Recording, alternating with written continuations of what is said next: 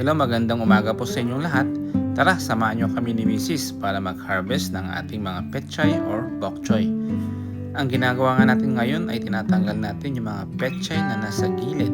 Kasi kung mapapansin nyo, nag-sow tayo ng mga beets dyan sa gilid. Nag-sprout na nga sila, kaso hindi sila lumalaki. Kasi yung nangyayari, itong mga petchay na nasa gilid, tinatakpan nila yung ating mga beets. Kaya hindi sila nasisinagan ng araw. Ang resulta nun, nai-stand sila, hindi sila lumalaki. So pwede nga i-harvest itong mga petchay. Tara, kunin natin yung mga lahat ng nasa gilid. Masarap nga ito, yung variety nito is Shanghai Green Choy. Ito yung paborito ni Mrs. At syempre gustong-gusto dito ng mga bata, lalong-lalo na si Carlos. Ito yung kanyang paboritong gulay.